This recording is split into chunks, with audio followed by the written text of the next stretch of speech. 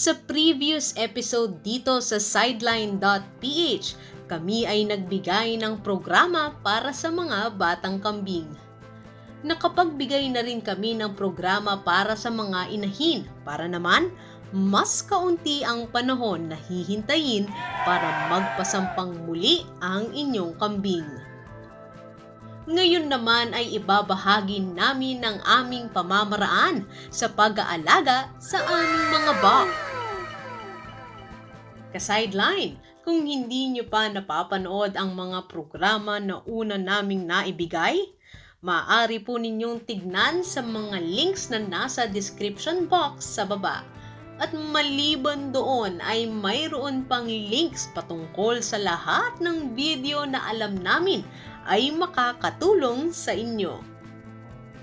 Tandaan lang, mag-like, share at subscribe dito sa Sideline.ph.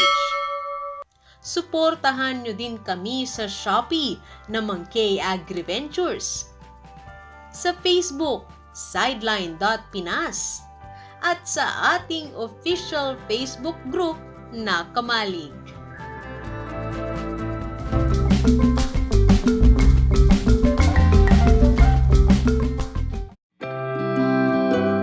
Wala pong pagkakaiba. Ang ibig pong sabihin kung ano ang normal na ibibigay sa doling ay yun din ang ibibigay sa buckling. Hindi na po namin i-discuss dito ang programa para sa 10 months pababa.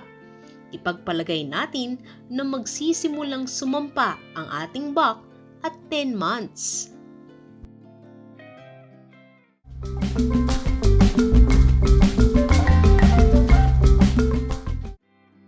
Ang pinakamadaling check para malaman kung maganda ang pangangatawan ng buck mo ay ang kanyang likuran.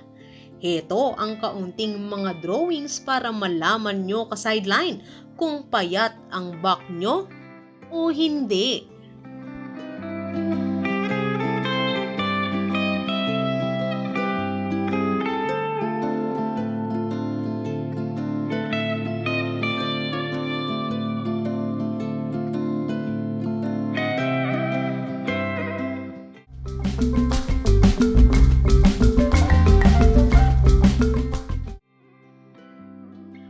Hindi ganoon kaselan ang buck kumpara sa mga inahin, pero hindi ibig sabihin na hindi na ito tatamaan ng sakit.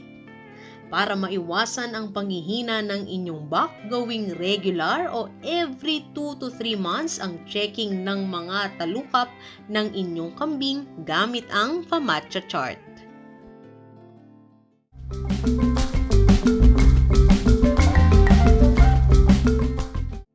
Ang 10 months ay hudyat ng mas madalas na pagsampa ng inyong buck, kaya ito ang tamang panahon na ihanda ito sa breeding activities nito. Ang pinakamainam na paghahanda ay ang pagde-deworm gamit ang Valbacen, pagbibigay ng iron at Dufavit ADE. Sa mga nagtatanong noon kung gumagamit ba ng iron ang matatandang kambing, ka-sideline, opo, dahil lahat ng kambing ay nangangailangan ng iron, kahit ano pang edad niyan.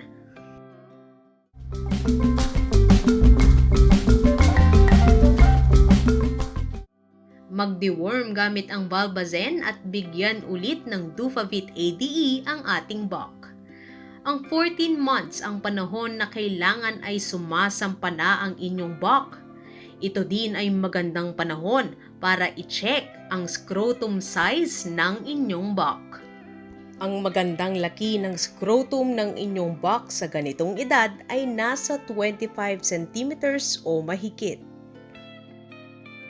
Kung medyo pangit ang balahibo ng inyong kambing ay pwede ring gumamit ng DCM. Panahon na rin ng pag-check ng sungay ng inyong kambing kung posible itong makasakit, lalo na kung may sungay ito o hindi na-dehorn. Ka-sideline, ang mga bak ay nanunungay ng mga babaeng kambing bilang pagsubok kung nasa standing heat ang kambing na nagpapasampa.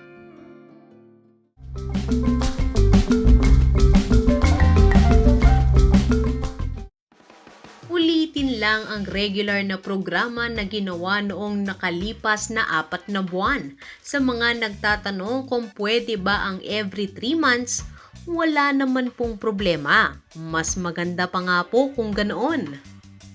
At doon naman sa nagtatanong kung okay lang ang every 5 months na lang magbigay ng mga gamot, pwede rin naman po.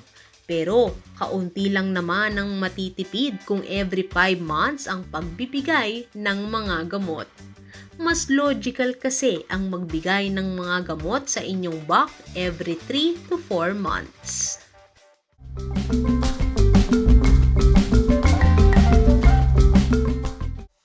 Sa pagkakataon ng breeding season katulad ng July hanggang August, o sa kapanahunan na maraming nagpapasampa, nararapat lang ang magbigay ng mga meds katulad ng Dufavit, Iron at DCM. Sa aming farm, ang ginagawa din namin ay dinadagdagan ang pakain sa aming bak kapag panahon ng pagsampa. Halos buong araw po namin itong pinapakain.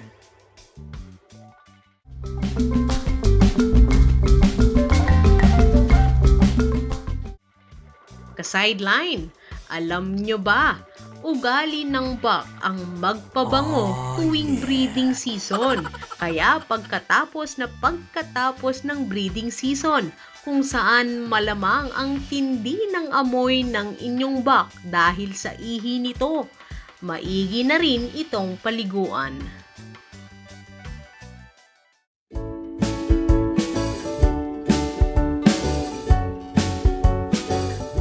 Ang bak ang pinakamalaki at pinakamalakas, kaya marapat lang na bilang caretaker ay kasangga mo ito.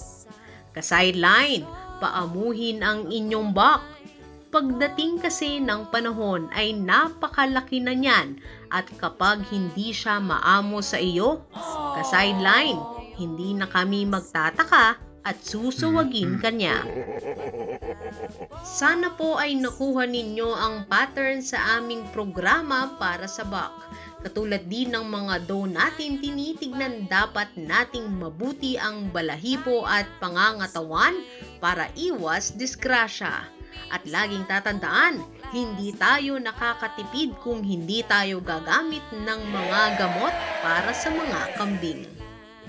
Kaya naman ka-sideline, kumpletuhin na ang inyong mga gamot at sigurado kaming magtutuloy-tuloy ang pagdami ng inyong mga kambing. Siyempre, bago kami magtapos, nais po naming pasalamatan ng ating mga ka-sideline na patuloy na sumusuporta at tumatangkilik sa ating Shopee na Mang K Agriventures.